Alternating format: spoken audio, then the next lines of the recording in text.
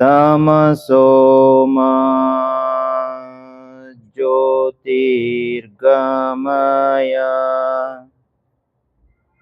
ಮೃತ್ಯೋರ್ಮಾ ಮೃತಂಗಮಯ.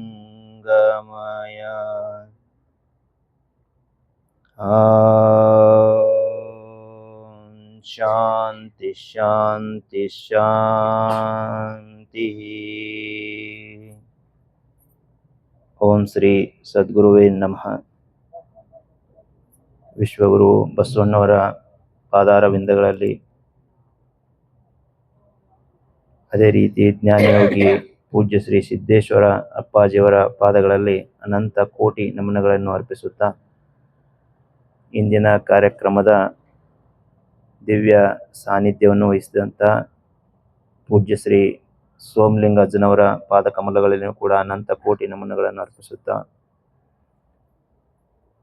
ಇಲ್ಲಿ ಆಗಮಿಸಿದಂಥ ಎಲ್ಲ ರೈತ ಬಾಂಧವರೇ, ಹಾಗೆ ಆಗಮಿಸಿದಂಥ ಎಲ್ಲ ತಾಯಂದಿರೇ, ಎಲ್ಲರಿಗೂ ಕೂಡ ನಮಸ್ಕಾರಗಳು.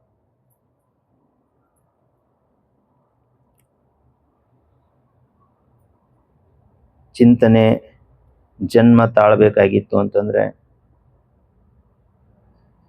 ಅದರ ಹಿಂದೆ ಒಂದು ಬಲವಾದಂಥ ಕಾರಣ ಇರ್ತದೆ ಅನ್ನುವಂಥದ್ದು. ಎಲ್ಲ ಸಂದರ್ಭದಲ್ಲಿ ಯಾವುದೇ ಒಂದೇ ಒಂದು ಚಿಂತನೆ ಮುನ್ನೆಲೆ ಬರಕ್ಕೆ ಸಾಧ್ಯತೆ ಇಲ್ಲ. ಆಯಾ ಕಾಲಘಟ್ಟಕ್ಕೆ ಏನು ಅವಶ್ಯಕತೆ ಇದೆಯೋ ಆ ಚಿಂತನೆ ಹೊರ ಬರ್ತದೆ ಎನ್ನುವಂಥದ್ದು. ಯಾರಿಗೆ ಆ ಒಂದು ಆಳವಾದಂತಹ ಅರಿವು ಇರ್ತದೋ, ಯಾರು ಮುಂದಿನ 100 ವರ್ಷ, 1000 ವರ್ಷ, 5000 ವರ್ಷ ಯಾವ ರೀತಿ ಈ ಒಂದು ಸೃಷ್ಟಿಯ ಚಕ್ರ ಚಲನೆಯಲ್ಲಿ ಇರ್ತದೆ ಎನ್ನುವಂಥದ್ರ ಅರಿವು ಇರ್ತದೋ ಅಂಥವರಿಂದ ಈ ಚಿಂತನೆ ವ್ಯಕ್ತ ಆಗ್ತದೆ ಅನ್ನೋದು. ನಾವು ಪೂಜ್ಯ ಶ್ರೀ ಸಿದ್ದೇಶ್ವರಪ್ಪ ಅವ್ರ ಹತ್ರ ಹೋದಾಗ ಸಾಯಂಕಾಲ 2 ಗಂಟೆ ಚರ್ಚೆಯನ್ನು ಮಾಡಿದಾಗ ಅವರು ಏನು ನಮಗೆ ಪ್ರಶ್ನೆಯನ್ನು ಕೇಳಿದ್ರು ಆ ಪ್ರಶ್ನೆಗೆ ಉತ್ತರ ಇರಲಿಲ್ಲ. ಆದರೆ ಕಾಲ ಕಳೆದ ಹಾಗೆ ಅಪ್ಪವ್ರು ಲಿಂಗೈಕ್ಯರ ಆದಮೇಲೆ ನಮಗೆಲ್ಲ ಉತ್ತರ ದೊರೀತಾ ಹೋಗಿರುವಂಥದ್ದು ಅದೇ ಸಿದ್ದೇಶ್ವರಪ್ಪವರು ಅನುಷ್ಠಾನಕ್ಕೆ ಕೂತಂಥ ಸ್ಥಳ. ಅವರು ಜನ್ಮ ತಾಳಿದಂಥ ಬಿಜ್ಜರ್ಗಿ ಗ್ರಾಮ, ಅದರಲ್ಲಿ ಆ ಗ್ರಾಮದಲ್ಲೇ ಇರುವಂತಹ ಸನ್ಯಾಸಪ್ಪನ ಮಠ. ಮುಂದೆ ಈ ಚಿಂತನೆಗೆ ಒಂದು ದೊಡ್ಡದಾದಂಥ ಬಲ ಬರ್ತಾ ಹೋಗ್ತಾ ಇರುವಂಥದ್ದು ಮತ್ತು ಅದಕ್ಕೊಂದು ಶಕ್ತಿ ಬರ್ತಾ ಇರುವಂಥದ್ದು ಎಲ್ಲಿಂದ ಪ್ರಾರಂಭ ಆಯಿತು ಅಂದರೆ, ಅದೇ ಸಿದ್ದೇಶ್ವರಪ್ಪ ಅವರು ಏನು ಜನ್ಮ ತಾಳಿ 14 ವರ್ಷ ಬಾಲ್ಯವನ್ನು ಕಳೆದಿದ್ರು ಆ ಮನೆಯಿಂದನೇ ಪ್ರಾರಂಭ ಆಗಿರುವಂಥದ್ದು. ಮತ್ತು ಈ ಚಿಂತನೆ ಬಹಳ ಬೆಲೆ ಬಾಳುವಂಥದ್ದು. ಮುಂದೆ ಕೋಟ್ಯಾಂತರ ಜನಗಳಿಗೆ ಇದು ದಾರಿ ದೀಪ ಆಗ್ತದೆ ಅನ್ನುವಂಥದ್ದಕ್ಕೆ ಸಂಪೂರ್ಣವಾಗಿ ಸಮರ್ಥನೆಯನ್ನ ಮಾಡಿಕೊಂಡು ಬೆಂಬಲಕ್ಕೆ ನಿಂತಂಥವ್ರು ಪೂಜ್ಯ ಶ್ರೀ ಸೋಮಲಿಂಗ ಅಜ್ಜನವರು. ಪೂಜ್ಯ ಶ್ರೀ ಸಿದ್ದೇಶ್ವರಪ್ಪ ಅವರು ತಮ್ಮನಾಳದಂತ ಇದೇ ಸೋಮಲಿಂಗ ಅಜ್ಜನವರು. ಸೋಮಲಿಂಗ ಅಜ್ಜನವ್ರು ಏನಾದರೂ ಆ ಮನೆಯಲ್ಲಿ ನಮಗ ಅವಕಾಶ ಕೊಟ್ಟು ಈ ಚಿಂತನೆಗೆ ಮಾಡಕ್ಕೆ ಎಲ್ಲರನ್ನ ನಮ್ಮನ್ನು ಒಂದುಗೂಡಿಸದೆ ಹೋದ್ರೆ ಖಂಡಿತವಾಗಿಯೂ ನಾವು ಇಲ್ಲಿ ನಿಂತು ಮಾತಾಡ್ತಾ ಇರಲಿಲ್ಲ. ಇಲ್ಲಿ ಬಂದು ನಾವು ನಿಂತು ಮಾತಾಡ್ತಾ ಇದೀವಿ ಅಂತಂದ್ರೆ ಅದಕ್ಕೆ ಹಿಂದಗಡೆ ಸಾಕಷ್ಟು ಏನಂತಂದ್ರೆ ಪೂಜ್ಯ ಶ್ರೀ ಸೋಮಲಿಂಗ ಅಜ್ಜನವರ ಒಂದು ಶ್ರಮ ಇರುವಂಥದ್ದು. ಸಿದ್ದೇಶ್ವರಪ್ಪ ಅವರು ಮಂತ್ರ ಕ್ರಾಂತಿಯನ್ನ ಮಾಡಿದ್ರೆ ಇವತ್ತು ಮೌನ ಕ್ರಾಂತಿಯನ್ನ ಮಾಡ್ತಾನೆ ಇಲ್ಲಿವರೆಗೆ ತಂದಂತವ್ರು ಶ್ರೀ ಸೋಮಲಿಂಗ ಅಜ್ಜನವರು ಅಂತ.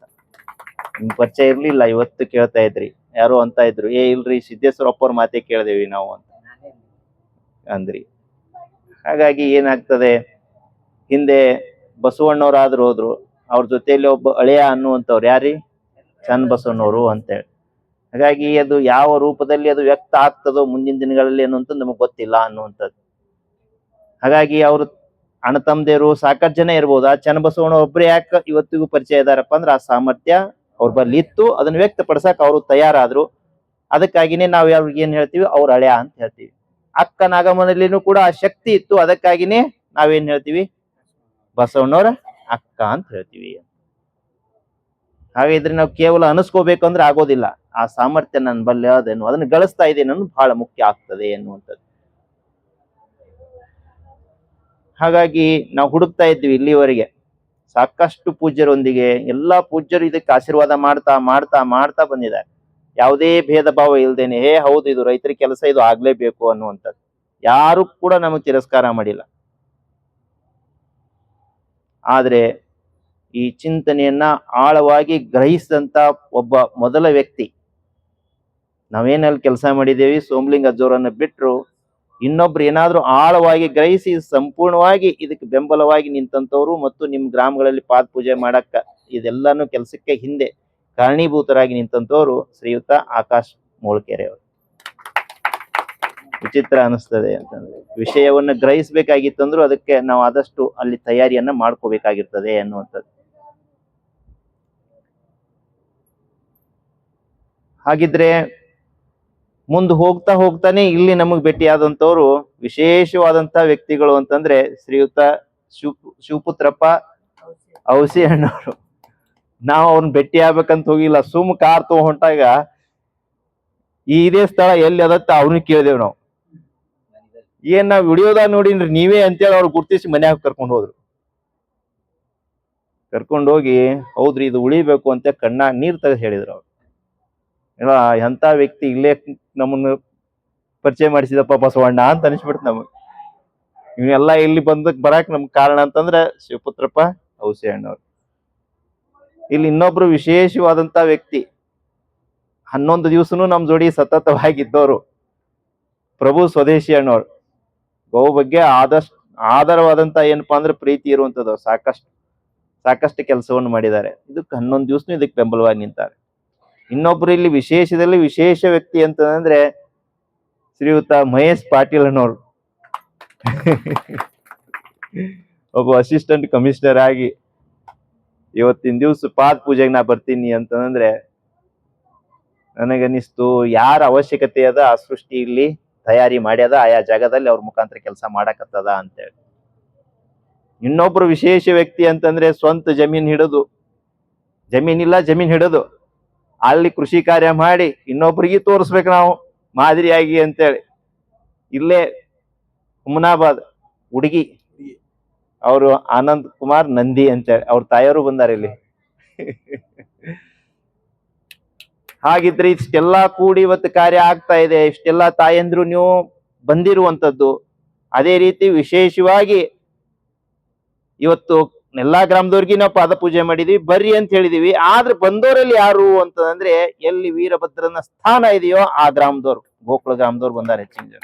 ಅದು ವಿಶೇಷ ಇರುವಂತದ್ದು. ಯಾಕೆ ಅಂತಂದ್ರೆ ಮುಂದಿನ ಇನ್ನು 100 ವರ್ಷ ಕೆಲಸ ಯಾರ್ದಪ್ಪ ಅಂದ್ರೆ ಶ್ರೀ ವೀರಭದ್ರನ್ ಕೆಲಸ ಅದ ಅಂತ. ಅದು ವೈಜ್ಞಾನಿಕವಾಗಿ ಏನಿರುವಂತದ್ದು. ಹಾಗಿದ್ರೆ ಇಲ್ಲೇನ್ ನಾವು ನಿಂತು ಮಾತಾಡ್ತಾ ಇದ್ದೀವಿ, ಇನ್ನು 10 ವರ್ಷದಲ್ಲಿ ವಿಶ್ವದ 90% ಜನ ಇದೇ ಮಾತನ್ನ ಮಾತಾಡ್ತಾ ಇರ್ತಾರೆ ಅಂತ. ಕೇವಲ 10 ವರ್ಷದಲ್ಲಿ ನಾವ್ ಇವತ್ತೇನ್ ಇಲ್ಲಿ ಚಿಂತನೆಯನ್ನ ಮಾಡ್ತಾ ಇರ್ತೀವೋ ಕನಿಷ್ಠ 90% ಜನ ವಿಶ್ವದಾದ್ಯಂತ ಅಂತ ಹೇಳ್ತಾ ಇರುವಂತದ್ದು. ಎಲ್ಲರೂ ಇದನ್ನೇ ಮಾತಾಡ್ತಾ ಇರ್ತಾರೆ ಅನ್ನುವಂಥದ್ದು.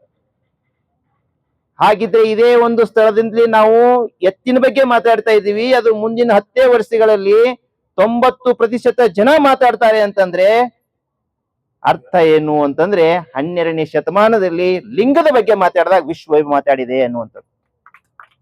ಇದೇ ಜಾಗದಿಂದನೇ ಪ್ರಾರಂಭ ಆಗಿರೋದಲ್ಲ. ಹಾಗಿದ್ರೆ ಅವತ್ತು ಲಿಂಗ ಅನ್ನುವಂಥದ್ದು ಅವಶ್ಯಕತೆ ಇತ್ತು. ಮುಂದೆ ಏನಾಗಿದ್ರು ಲಕ್ಷಾಂತರ ಜನ ಅದ್ರ ಬಗ್ಗೆ ಮಾತಾಡಿದ್ರು. ಇನ್ನು ಮುಂದೆ ಎತ್ತು ಅನ್ನುವಂಥದ್ದು ಇಡೀ ವಿಶ್ವಕ್ಕೆ ಅವಶ್ಯಕತೆ ಇದೆ, ಎತ್ತಿನ ಬಗ್ಗೆ ಮಾತಾಡ್ತಾರೆ ಅಂತ. ಇದು ಎಲ್ಲವೂ ಕೂಡ ವೈಜ್ಞಾನಿಕವಾಗಿರುವಂತದ್ದು. ಹಾಗಾಗಿ ಇವತ್ತು ಲಿಂಗ ಅನ್ನುವಂಥದ್ದು ಮಾನವನಿಗೆ ಪರಿಚಯ ಮಾಡಿಕೊಟ್ಟವನೇ ನಂದಿ ಅನ್ನುವಂಥದ್ದು. ನೀವು ಯಾವುದೇ ಶಿವಾಲಯಕ್ಕೆ ಹೋಗ್ರಿ, ನೀವು ಶಿವಾಲಯದ ಶಿವಲಿಂಗದ ಮುಂದೆ ನಂದಿ ಅದನ್ನಿಲ್ಲ. ನಂದಿಲ್ಲಾರ್ದೆ ಲಿಂಗ ಭೇಟಿ ಆಗುದಿಲ್ಲ ಅನ್ನುವಂಥದ್ದು ವಿಜ್ಞಾನ ಹೇಳಕತ್ತದ ಇವತ್ತಿನ ದಿವಸ. 5000 ವರ್ಷಗಳ ಇತಿಹಾಸವನ್ನ ನಾವು ನೋಡಿದ್ರೆ ಅಲ್ಲಿಂದ ಇಲ್ಲಿವರೆಗೆ ನಾವು ಯಾವ ಶಕ್ತಿಯಿಂದ ಬೆಳೆದು ಬಂದಿದ್ದೀವಿ, ಅದೇ ಎತ್ತುಗಳ ಶಕ್ತಿಯಿಂದ ಬೆಳೆದು ಬಂದಿದ್ದೀವಿ. ಇವತ್ತು ಪ್ರತಿ ಗ್ರಾಮಕ್ಕೆ ಹೋಗಿ ನಾ ಕೇಳ್ತಾ ಇದ್ದೀವಿ ಔಷಧಿಗಳಿಲ್ಲಾರ್ದ ಮನಿ ಹೇಳ್ರಿ ಅಂತೇಳಿ. ನಮ್ ಮನ್ಯಾಗ ಎಲ್ಲೋರ್ ಮನ್ಯಾಗ ಔಷಧಿ ಬಂದಾವು ಅಂದ್ರೆ ಎಲ್ಲೋರ್ ಮನ್ಯಾಗ ರೋಗ ಬಂದಾವ. ಯಾಕೆ ರೋಗ ಬತ್ತು ಅಂತಂದ್ರೆ ಇದೇ 20 ವರ್ಷದಾಗ ಏನಾದ್ರು ರೋಗ ಇತ್ರಿ? ಇರ್ಲಿಲ್ಲ. ಯಾಕ? 20 ವರ್ಷದಿಂದ ಎತ್ಗಳಿದ್ದು, ಎತ್ಗಳು ಹೋದು ರೋಗ ಬಂದಾವು. ಹಾಗಿದ್ರೆ ರೋಗ ಹೋಗ್ಬೇಕಾಗಿತ್ತ ಮತ್ತೇನ್ ಬೇಕ್ರಿ? ಎತ್ಗಳೇ ಬೇಕು. ಹಾಗಿದ್ರೆ ಮತ್ ಇನ್ 10 ವರ್ಷನಾಗ ಇನ್ ಎತ್ಗಳ ಬಗ್ಗೆ ಮಾತಾಡ್ತಾರಲ್ಲ ಏನಂತೀರ? ಮತ್ ಇವೇನಾದ್ರೂ ರೋಗ ಕಮ್ಮಿ ಆಗುವಂತದ್ ಏನಾದ್ರು ವ್ಯವಸ್ಥೆ ವಿಚಾರ ಮಾಡಿ ನೋಡಿ ಅಂತಂದ್ರೆ ಹೆಂಗಿರುವಂತದ್ದು.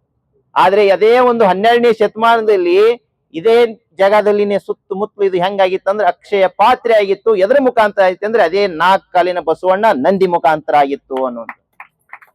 ಅಕ್ಷಯ ಅಕ್ಷಯ ಅಂತಂದ್ರೆ ಬರಿದಾಗದೆ ಇರುವಂತದ್ದು ಅಂತ.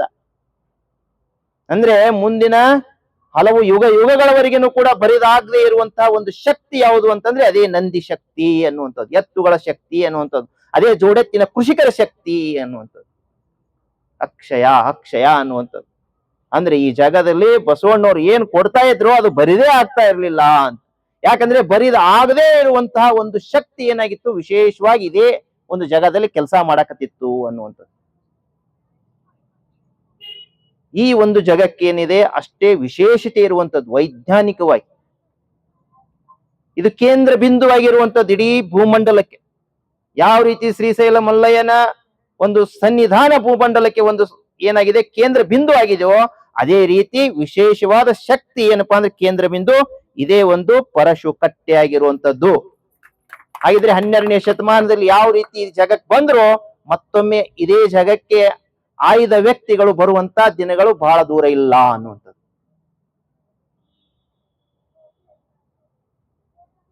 ಹಾಗಿದ್ರೆ ಮೊದಲ ಹಂತದಲ್ಲಿನೇ ಇಲ್ಲೆಲ್ಲ ನಾವು ಕೂತಿದೀವಿ ಅಂತಂದ್ರೆ ನಾವು ಬಂದಿವೇನು? ಯಾವ್ದು ಅವಶ್ಯಕತೆ ಇದೆಯೋ ಆ ಸೃಷ್ಟಿ ಇಲ್ಲಿ ಬಂದು ನಮ್ಮನ್ನು ಕೂಡಿಸ್ಯದ ಅಂತೇಳಿ ಅರ್ಥ. ಇದೇ ಒಂದು ತಿಂಗಳ ಹಿಂದೆ ನಮಗ ಬಸವ ಕಲ್ಯಾಣಕ್ಕೆ ಬರ್ತೀವಿ ಅಂತ ತಲೆಯಲ್ಲಿ ಇರ್ಲಿಲ್ಲ. ಆದ್ರೆ ನಿಮ್ ಜೊತೆ ಎಲ್ಲೋ ಜೋಡಿ ಕೆಲಸ ಮಾಡಿ ಇಟ್ಟು ಜನ ಜೋಡಿ ಇಲ್ಲಿ ಬಂದು ನಿಂತು ಮಾತಾಡ್ತೀವಿ ಅಂತಂದ್ರೆ ಅರ್ಥ ಏನು ಅಂತ ನಾ ಕೇಳ್ತಾ ಇರೋ. ಹಾಗಾಗಿ ಆಯಾ ಸಂದರ್ಭಕ್ಕೆ ಸೃಷ್ಟಿ ತನ್ನನ್ನ ತಾನು ಉಳಿಸಿಕೊಂಡು ಬೆಳಿಬೇಕಾಗಿತ್ತು ಅಂದ್ರೆ ಯಾರ ಅವಶ್ಯಕತೆ ಇದೆಯೋ ಅವರನ್ನು ಕೂಡಿಸ್ತಾ ಹೋಗ್ತದೆ ಅನ್ನುವಂಥ. ಅವರ ಮನೆತನಕ್ಕೆ ಗುರುಬಲ ಆದ ಅಂತೇಳಿ ಅರ್ಥ, ಅವರಿಗೊಂದು ದೈವ ಬಲ ಆದ ಅಂತೇಳಿ ಅರ್ಥ. ಯಾರು ಈ ಒಂದು ಕೆಲಸದಲ್ಲಿ ಪ್ರಥಮ ಹಂತದಲ್ಲಿ ಹೆಜ್ಜೆ ಇಡ್ತಾರೋ ಅವರ ಮನೆತನದ ಹಲವು ತಲೆಮಾರುವರೆಗೂ ಕೂಡ ಹಿನ್ನಡೆ ಅನ್ನೋದು ಆಗಕ್ ಸಾಧ್ಯತೆನೇ ಇಲ್ಲ ಅನ್ನುವಂಥದ್ದು. ಯಾಕೆ ಅಂತಂದ್ರೆ ನೀವು ಯಾರ ಜೊತೆ ಬೆನ್ ಹತ್ತಿದ್ದೀರಿ, ಯಾವುದಕ್ಕಾಗಿ ಬೆನ್ ಹತ್ತಿದ್ದೀರಿ ಅಂತಂದ್ರೆ ಅಕ್ಷಯ ಪಾತ್ರೆ ಜೊತೆ ನೀವು ಬೆನ್ ಹತ್ತಿದ್ದೀರಿ ಅಂತ. ಹಾಗಿದ್ರೆ ಹಿನ್ನಡೆ ಹೆಂಗಾಗ್ತದೆ? ಅಕ್ಷಯ ಪಾತ್ರೆ ಇವತ್ತು ತೈಲವನ್ನ ನಾವೆಲ್ಲರೂ ಇಡೀ ಜಗತ್ತಿನಾದ್ಯಂತ ಬಳಕೆ ಮಾಡ್ತಾ ಇದೀವಿ. ಒಂದು ಕಡೆ ಇದೆ, ಅದು ಎಷ್ಟಿದೆ ಇನ್ನು 20 ವರ್ಷದಲ್ಲಿ ಮುಕ್ತಾಯ ಹೋಗುತ್ತೆ. ಇದೇ ರೀತಿ ನಾವು ಬಳಕೆ ಮಾಡಿದ್ರೆ ಇನ್ನು 10-15 ವರ್ಷದಲ್ಲಿ ಬರಿದಾಗ ಹೋಗ್ತದೆ. ಮುಂದೇನು? ಈ ಕಡೆ ಎತ್ತುಗಳು ಕಳ್ಕೊಂಡಿವಿ, ಆ ಕಡೆ ತೈಲನೂ ಇಲ್ಲ. ಇನ್ನು ಮುಂದಿನ 1 ತಿಂಗಳ 2 ತಿಂಗಳಲ್ಲೇ ಮಹಾಯುದ್ಧ ಆಯ್ತು ಅಂತಂದ್ರೆ ಆ ತೈಲನೇ ಬರು ನಿಲ್ತದೆ. ಹಾಗಿದ್ರೆ ನಾವು ಟ್ರ್ಯಾಕ್ಟರ್ ಏನ್ ಮಾಡಕ್ ಸಾಧ್ಯತೆ ಇದೆ? ವಿಚಾರ ಮಾಡಿ ನೋಡಿ. ನೀವು ಎತ್ತು ಕಟ್ಟಿದವ್ರ ಬೆಲೆ ಏನ್ ಆಗ್ಬೇಡ ಅಂತೇಳಿ ಕೇವಲ 1 ತಿಂಗಳ 2 ತಿಂಗಳಲ್ಲಿ ಯುದ್ಧ ಅನ್ಕರ ಯಾವುದೇ ಕಾರಣಕ್ಕೂ ನಿಲ್ಸಕ್ ಸಾಧ್ಯನೇ ಇಲ್ಲ. ನಾವು 10 ಜನ ಅದೀವಿ, 4 ರೊಟ್ಟಿ ಅದಾವ ಅಂತಂದ್ರೆ ಜಗಳ ಆಗುದೇನೆ? ಇವತ್ತು ಜಗಳ ಅದಕ್ಕೆ ಆಗಕತ್ತದ್ದು. ಹೆಂಗ ತಪ್ಪಿಸ್ತೀರಿ ಹೇಳ್ರಿ? ತಪ್ಪಸಕ್ ಹೆಂಗ್ ಸಾಧ್ಯತೆ ಇದೆ? ತಪ್ಪಕ್ ಸಾಧ್ಯತೆನೇ ಇಲ್ಲ. ಮಜಾ ಹೆಂಗದ ನೋಡ್ರಿ ನೀವು. ನಾ ಇದನ್ನ ಹೇಳಕತ್ತಿದ್ದು ವಿಜ್ಞಾನನೇ ಹೇಳಕತ್ತಿದ್ದು, ಬಿಟ್ರೆ ಮತ್ತೊಂದೇನಿದೆ? ಇದೇ 12ನೇ ಶತಮಾನದಲ್ಲಿ ಆ ವಿಜ್ಞಾನವನ್ನ ನಿರೂಪಿಸಿ ತೋರ್ಸಕ್ ಆಗ್ತಾ ಇರ್ಲಿಲ್ಲ. ಯಾಕಂತಂದ್ರೆ ಬಾಹ್ಯ ವಿಜ್ಞಾನ ಇಷ್ಟು ಅಲ್ಲಿ ಬೆಳವಣಿಗೆ ಆಗಿರ್ಲಿಲ್ಲ 12ನೇ ಶತಮಾನದಲ್ಲಿ. ಅನಿವಾರ್ಯತೆ ಬಂತು ಬಸವಣ್ಣವ್ರಿಗೆ. ಆದ್ರೆ ಇವತ್ತಿನ ದಿವಸ ಒಂದು ಪ್ರಜಾಪ್ರಭುತ್ವ ವ್ಯವಸ್ಥೆಯಲ್ಲಿ ನಾವಿದೀವಿ ಮತ್ತು ವಿಜ್ಞಾನ ಅನ್ನುವಂತ ಶಕ್ತಿನೂ ಇದೆ. ಹಾಗಿದ್ರೆ ಈ ಒಂದು ಶಕ್ತಿ ಏನಾಗ್ತದೆ? ತೀವ್ರ ಸ್ತರದಲ್ಲಿ ವಿಶ್ವದಾದ್ಯಂತ ಬೆಳೀತದೆ ಅನ್ನುವಂಥದ್ದು. ಯಾವುದೇ ಕಾರಣಕ್ಕೂ ಯಾವ ಶಕ್ತಿನೂ ಕೂಡ ಇದನ್ನ ತಡೆಯೋಕ್ ಸಾಧ್ಯತೆನೇ ಇಲ್ಲ ಅಂತ. ಹಾಗಿದ್ರೆ ಇದು ನಾವೇನ್ ಮಾತಾಡ್ತಾ ಇದೀವೋ ಈ ಮಾತು ಸರ್ವರ ಒಳಿತಿನ ಮಾತು ಅನ್ನುವಂಥದ್ದು. ಸರ್ವರ ಒಳಿತಿನ ಮಾತು ಅಂತ. 12ನೇ ಶತಮಾನದಲ್ಲಿ ಯಾರು ಆ ಸ್ಥಾನಕ್ಕೆ ಮುಟ್ಟಿದಾರ, ಒಂದ್ ಹಂತಕ್ಕೆ ಅಂಗೈಯಲ್ಲಿ ಲಿಂಗವನ್ನು ಕೊಟ್ಟಾಗ ಅವ್ರ ಅಂತಿಮ ಸ್ತರಕ್ಕೆ ಮುಟ್ಟಾಕ್ ಸಾಧ್ಯತೆ ಇತ್ತು. ಅವ್ರಿಗೆ ಏನಿತ್ತು ಅಂತಂದ್ರೆ ಬಯಕೆ ಇತ್ತು, ನೀಡ್, ಅವಶ್ಯಕತೆ ಅನ್ನುವಂಥದ್ದು. ಯಾರಿಗೆ ಅದು ಅರಿವಿತ್ತೋ ಅವ್ರು ಮಾತ್ರ ಮುಂದೆ ಬಂದ್ರು. ಆದ್ರೆ ಈಗ ಯಾರ್ಯಾರಿಗೆ ಹೊಟ್ಟಿಗೆ ಅನ್ನ ಬೇಕೋ ಎಲ್ಲರೂ ಮುಂದೆ ಬರಲೇಬೇಕು. ವಿಚಿತ್ರ ನೋಡಿ. ಯಾರಿಗೆ ಒಳ್ಳೆ ಅನ್ನ ಬೇಕೋ ಎಲ್ಲರೂ ಇದಕ್ ಬರ್ಲೇಬೇಕು, ತಲೆ ಭಾಗ್ಲೇಬೇಕು ಅಂತ. ಈಗಾಗ್ಲೇ ನಮ್ಗೆ ಗೊತ್ತಾಗ್ತಾ ಇದೆ ಒಳ್ಳೆ ಅನ್ನ ಸಿಗ್ತಾ ಇಲ್ಲ ಅಂತೇಳಿ, ಮುಂದಿನ್ನು ಅನ್ನನೇ ಸಿಗೋದಿಲ್ಲ. ಹೆಂಗಿದೆ? ಹಾಗಿದ್ರೆ ಇವತ್ತು ಸಮಸ್ಯೆ ಇದು ಹೆಂಗಿದೆ ಅಂತಂದ್ರೆ, ಆನೆ ಬಾರ ಆನೆಗೆ, ಇರುವೆ ಬಾರ ಇರುವೆಗೆ ಅಂತ.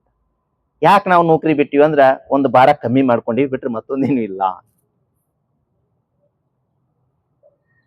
ನೌಕರಿ ಯಾಕೆ ಬಿಟ್ಟಿವಿ ಅಂದ್ರೆ ಭಾರ ಅದು. ಇವತ್ತು ತೈಲ ನಿಂತು ಅಂತಂದ್ರೆ ತೈಲ ಶಕ್ತಿ ಮೇಲೆ ಇವತ್ತು ಎಲ್ಲಾನು ನಡ್ಸಾಕತ್ತಿದೀವಿ.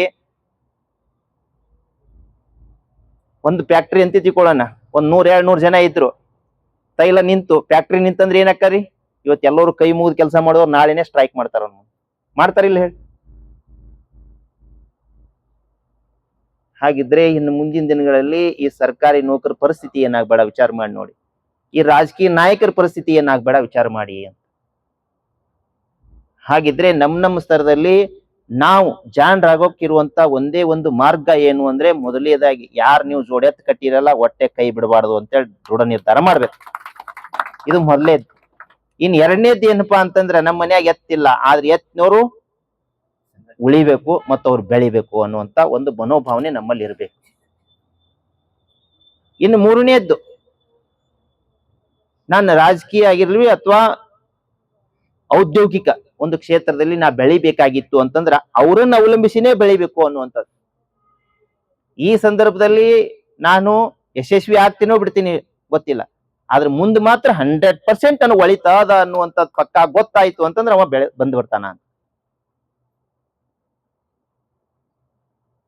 ಇನ್ನೊಂದು ಮುಖ್ಯವಾಗಿ, ಅನೇಕ ಪೂಜ್ಯರು ನೋಡಿ, ನನಗೆ ಇವತ್ತು ಅನಿಸ್ತು ಅಂತಂದ್ರೆ, ವಿಶ್ವಗುರು ಬಸವಣ್ಣವ್ರನ್ನೇ ಬಾಲ್ಕಿಯ ಶ್ರೀ ಬಸವಲಿಂಗ ಪಟ್ಟದೇವ್ರನ್ನ ಇಲ್ಲಿ ಕಳಿಸ್ಯಾರ ಅಂತೇಳಿ ನಮಗ ಆಸೆ ಇತ್ತು.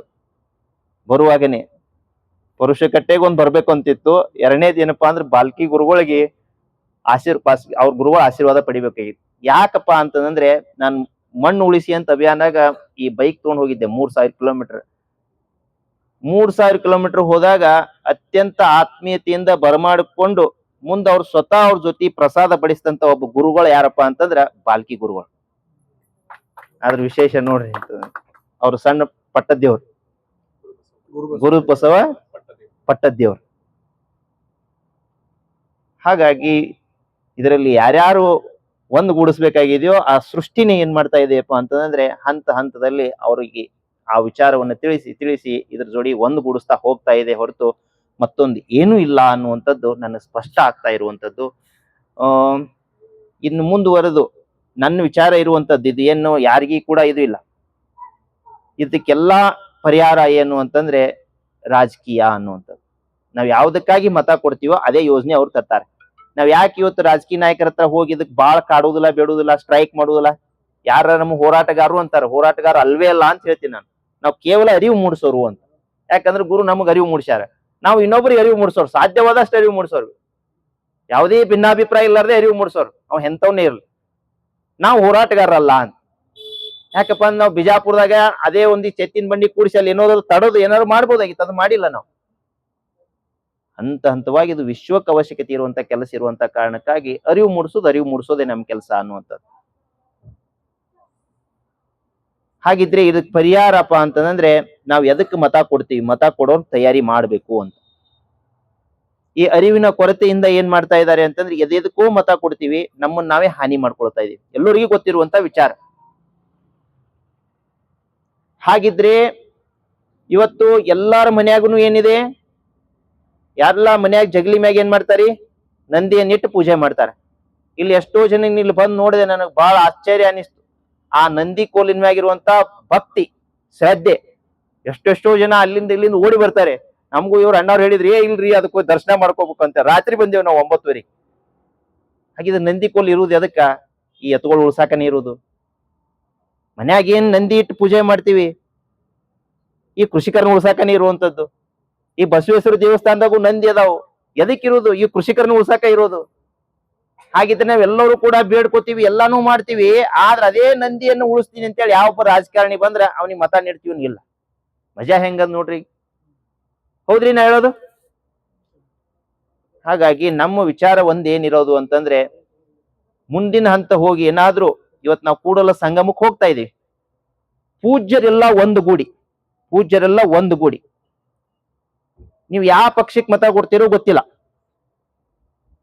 ಯಾವ ಜಾತಿಯವ್ರಿಗೆ ಮತ ಕೊಡ್ತೀರೋ ಗೊತ್ತಿಲ್ಲ, ಯಾವ ಧರ್ಮದವ್ರಿಗೆ ಮತ ಕೊಡ್ತೀರೋ ಗೊತ್ತಿಲ್ಲ. ಆದ್ರ ಯಾರು ನಂದಿ ಉಳಿಸ್ತೀವಂತಾರ, ಅದಕ್ಕೆ ಪೂರಕವಾದಂತ ಕಾನೂನು ಯೋಜನೆಯನ್ನು ತರ್ತೀನಿ ಅಂತ ಮುಂದೆ ಬರ್ತಾರ, ಅವ್ರಿಗೆ ನೀವು ಮತ ಕೊಡ್ರಿ ಅನ್ನುವಂಥದ್ದು ಹೇಳೋದು. ಎಲ್ಲರೂ ಕೂಡಿ ಹೇಳುವಂಥದ್ದು. ಒಬ್ರು ಇಬ್ರು ಹೇಳಿದ್ರ ಸಾಧ್ಯ ಇಲ್ಲ. ಬರಬರಿ ಇದ್ರಿ ನಾ ಹೇಳೋದು. ವಿಚಾರ ಮಾಡಿ ನೋಡಿ, ನೀವೇ ವಿಚಾರ ಮಾಡುವಂಥದ್ದು. ನನಗ್ ತಿಳಿದಿರುವಂಥದ್ದು ಇವತ್ತಿನ ದಿವಸ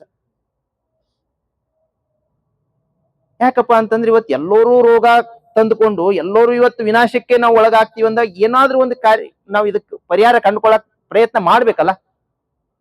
ನಮ್ಮ ಹಂತದಲ್ಲಿ ಏನ್ ಸಾಧ್ಯತೆಯೋ ನಾವು ಮಾಡಾಕತ್ತಿದೀವಿ. ಮುಂದಿನ ಹಂತದಲ್ಲಿ ಏನಾದ್ರೂ ಪೂಜ್ಯರು ಕೂಡ ಎಲ್ಲರೂ ಒಂದುಗೂಡಿ ಒಂದು ನಿರ್ಧಾರವನ್ನ ತೆಗೆದುಕೊಂಡಿದ್ದೇ ಆಯ್ತು ಅಂತಂದ್ರೆ ಈ ರಾಷ್ಟ್ರದಲ್ಲಿ ಇವತ್ತೇನ್ ನಂದಿ ಸಂಪತ್ತು ಕಸಾಯಖಾನೆಗೆ ಹೋಗ್ತಾ ಇದೆಯೋ ಅದು ಕೇವಲ ಒಂದೇ ಒಂದು ತಿಂಗಳಲ್ಲಿ ರೈತರ ಮನ್ಯಾಗ ಉಳಿಸ್ಬೋದು ಅಂತ. ಒಪ್ತೀರಿ ನಾ ಹೇಳೋದ್ರಿ? ನಾ ಇಲ್ಲಿ ಬಂದಾದ್ಮೇಲೆ ಈ ದೃಢವಾದ ನಿರ್ಧಾರ, ಈ ಒಂದು ಪಾದಯಾತ್ರೆ ಇಲ್ಲಿಂದ ಹೋಗ್ಬೇಕು ಅಂತ ತೆಗೆದುಕೊಳ್ಳಾಕ ಕೊನೆಗೆ ಮಾತು ಹೇಳ್ಬಿಡ್ತೀನಿ ನಿಮಗೆ. ಕಾರಣ ಮತ್ತೆ ಇಲ್ಲಿದೆ ಕಾರಣ ಆಗಿರೋದು. ನಾವೇನ್ ಪೂಜೆ ಮಾಡಿ ಕಳ್ಸಾಕತ್ತಿದ್ದೇವಿ ಈ ವಿಡಿಯೋಗಳನ್ನ, ದಕ್ಷಿಣ ಕನ್ನಡದವ್ರು ಒಬ್ರು ನೋಡಿದ್ರಿ, ಮುಂದೆ ನನಗೆ ಮೆಸೇಜ್ ಮಾಡಿದ್ರು, ಸರ್ ಇವು ಯಾವ ತಳಿ ಅದಾವು ಒಂದ್ ಸ್ವಲ್ಪ ತಿಳಿಸ್ರಿ ಅಂತೇಳಿ. ನಾ ಅದು ಹಾಕಿದೆ, ನಾನು ಇಲ್ಲ ಇದು ದೇವಣಿ ತಳಿ ಅದ ಅಂತೇಳಿ. ಅವನು ಒಂದು ರಿಪ್ಲೈ ಹಾಕಿದ, ಇಲ್ರಿ ಇದೇ ಕೆಲವೇ ದಿವಸಗಳ ಹಿಂದ 20 ಜೋಡಿ ಇದೇ ಎತ್ತುಗಳು ಏನ್ ಮಾಡಿದ್ದು, ಒಂದು ಲಾರಿ ಒಳಗೆ ತುಂಬ್ಕೊಂಡ್ ಬಂದಿದ್ರು, ಇಲ್ಲೇ ಕೇರಳ ಕಸಾಯಖಾನೆ ಕಳಿಸ್ತಾ ಇದ್ರು, ನಾವು ಅದನ್ನ ತಡೆದೇವಿ ಅಂತ ಹೇಳಿದ್ರು. ಅವಾಗನೇ ಅನಿಸ್ಬಿಡ್ತು, ಇದು ನಾವು ಹಿಂಗ್ ನಿಂತ್ರ ಆಗೋದಿಲ್ಲ, ಇಲ್ಲಿಗೆ ಸೀಮಿತಗೊಳಿಸಿದ್ರೆ ಆಗೋದಿಲ್ಲ. ಇದು ಇನ್ನಿಷ್ಟು ಏನ್ ಸಾಧ್ಯತೆ ಇದೆಯೋ ನಮ್ಮ ಹಂತದಲ್ಲಿ ನಾವು ಮಾತ್ರ ಅರಿವು ಮೂಡ್ಸಕ್ ಹೆಜ್ಜೆ ಇಡಬೇಕು ಅಂತೇಳಿ ಇವತ್ತೇನ್ ನಾವು ಪಾದಯಾತ್ರೆ ಹೊಂಟಿದೀವಿ ಅದೇ ಕಾರಣ. ಇದು ಎಂತದಕ್ಕ ಸಮ, ಇವತ್ತು ನಂದಿ ಸಂಪತ್ತು ಹೋಗಿ ಏನ್ ಕಸಾಯಖಾನೆ ಹೋಗ್ತಾ ಇದೆಯಲ್ಲ ಅದು ಎದಕ್ ಸಮ ಅಂತಂದ್ರೆ ನಿಮ್ಮೆಲ್ಲರ ರಕ್ತ, ನಮ್ಮ ಮಕ್ಕಳ ರಕ್ತ ತೊಟ್ ಅಂತೇಳಿ ನೆಲಕ್ಕೆ ಬೀಳುವಂತದಕ್ಕೆ ಸಮ ಅಂತೇಳಿ. ಅದ್ರ ರಕ್ತ ಏನ್ ಕೆಳಗೆ ಬೀಳ್ತದಲ್ಲ ಅದು ಎದಕ್ ಸಮ ಅಂತಂದ್ರೆ ನಮ್ಮ ರಕ್ತವೇ ನೆಲಕ್ಕೆ ಬೀಳೋದಕ್ಕೆ ಸಮ ಅಂತೇಳಿ ಹೇಳ್ತಾ ಇರೋದು. ಅದು ಎಷ್ಟೆಲ್ಲ ಸಂತತಿ ಕಡಿಮೆ ಆಗ್ತಾ ಹೋಗ್ತದೋ ಅಷ್ಟೆಲ್ಲ ಅದರ ಅಂಶ ನಮ್ಮ ದೇಹದಲ್ಲಿ ಕಮ್ಮಿ ಆಗ್ಕೋತ ಹೋಗ್ತದೆ. ಅದಕ್ಕಾಗಿ ಇವೆಲ್ಲ ರೋಗಗಳು. ಅದರ ಅಂಶ ಎಷ್ಟೆಲ್ಲ ನಮ್ಮ ದೇಹದಲ್ಲಿ ಹೆಚ್ಚಿಗೆ ಆಗ್ತಾ ಹೋಗ್ತದೋ ಅಷ್ಟೆಲ್ಲ ಏನಪ್ಪಾ ಅಂತಂದ್ರೆ ದೈವಿ ಶಕ್ತಿ ವೃದ್ಧಿ ಆಗ್ತದೆ. 12ನೇ ಶತಮಾನದಲ್ಲಿ 770 ಅಮರಗಣಗಳು ಎಲ್ಲಿಂದ ಆದ್ರು ಅದೇ ನಂದಿ ಶಕ್ತಿಯಿಂದನೇ ಆದ್ರು. ಆದ್ರೆ ಇವತ್ತು ವಿರುದ್ಧ ವ್ಯವಸ್ಥೆಯಿಂದ ನಾವೇನ್ ಮಾಡ್ಕೋತಾ ಇದೀವಿ, ಎಲ್ಲಾ ರೋಗ ರುಜಿನಗಳನ್ನು ಹಂಚ್ಕೋತಾ ಇದೀವಿ. ಇಷ್ಟೇ ಇರುವಂತದ್ದು. ಹಾಗಾಗಿ ಮತ್ತೊಮ್ಮೆ ನಮಗೇನಾದ್ರೂ ದೈವಿಕ ಶಕ್ತಿ ವೃದ್ಧಿ ಆಗ್ಬೇಕಾಗಿತ್ತಂದ್ರೆ ಅವನ ಹತ್ರ ಹೋಗೋಣ. ಉಳಿಸುವಂತ ನಿಟ್ಟಿನಲ್ಲಿ ನಮ್ಗೆ ಎಷ್ಟು ಸಾಧ್ಯತೆ ಇದೆಯೋ ಆ ಕೆಲಸವನ್ನು ಮಾಡೋಣ. ನಾ ಯಾವ ದೇವ್ರಿಗೆ ಹೋಗೋದು ಬೇಕಾಗಿಲ್ಲ, ದೇವರೇ ನಮ್ಮ ಮನೆಗೆ ಬಂದ್ಬಿಡ್ತಾರ. ಹಿಂಗಾಗಿನೇ ಯಾವ್ದು ಕೂಡ ನಮ್ಮ ಮನಿತನದ ಯಾವ್ದು ಬಗ್ಗೆ ನನ್ ಚಿಂತೆ ಇಲ್ಲ. ಯಾಕಂದ್ರೆ ದೇವ್ರು ನೋಡ್ಕೋತಾನ ಅಂತ ಗೊತ್ತಾಗ್ಬಿಟ್ಟ ನಮ್ಗೆ, ಪಕ್ಕ ಆಗ್ಯದ. ನಾವು ಶ್ರೀಶೈಲ ಮಲ್ಲಯ್ಯ ಹೋದ್ರು ಕೂಡ ಮಲ್ಲಯ್ಯನ ಗುಡ್ಯಾಗ ಹೋಗ್ಲಿಲ್ಲ, ಯಾಕಂದ್ರೆ ದರ್ಶನದ ಅವಶ್ಯಕತೆ ಇಲ್ಲ ಅಂತ ನಮ್ಗೆ ತಿಳಿದ್ ಬಿಡ್ತ ಅಂತ. ಈ ಕೆಲಸದಲ್ಲಿ ಮಲ್ಲಯ್ಯ ಅದಾನ ಅಂತ. ಹಾಗಾಗಿ ಇವತ್ತು ನೀವು ಇಲ್ಲಿ ಬಂದಿದ್ದೀರಿ ಅಂತಂದ್ರೆ ನಿಮ್ ಜೋಡಿ ಖಂಡಿತವಾಗಿನೂ ದೇವ್ರು ಅದೇ ಅದಾನ. ಈ ಒಂದು ಪರಶು ಕಟ್ಟೆ, ಈ ಒಂದು ಶಕ್ತಿ ಕೇಂದ್ರ ಯಾರ ಅವಶ್ಯಕತೆ ಇದೆಯೋ ಅಷ್ಟನ್ನೆಲ್ಲ ಕೂಡಿಸಿ ಈ ಚಿಂತನೆಯನ್ನ ತಾನೇ ವ್ಯಕ್ತಪಡಿಸಿದೆ. ನಾವು ಒಬ್ಬೊಬ್ಬರನ್ನ ಪಾತ್ರ ನಿರ್ವಹಿಸಿವಿ, ಇಲ್ಲಿ ಬಿಟ್ರೆ ಮತ್ತೊಂದು ಏನೂ ಇಲ್ಲ ಅನ್ನುವಂತ ವಿಚಾರವನ್ನು ಹಂಚ್ಕೊಂಡು ಇಲ್ಲಿ ಯಾರೆಲ್ಲ ಬಂದಿದ್ದೀರಿ ತಮಗೆ ಅನಂತ ಅನಂತ ಕೋಟಿ ನಮನಗಳನ್ನ ಅರ್ಪಿಸಿ ನನ್ನ 4 ಮಾತುಗಳನ್ನು ಮುಕ್ತಾಯಗೊಳಿಸ್ತಾ ಇದ್ದೀನಿ. ಎಲ್ಲರಿಗೂ ಧನ್ಯವಾದಗಳು.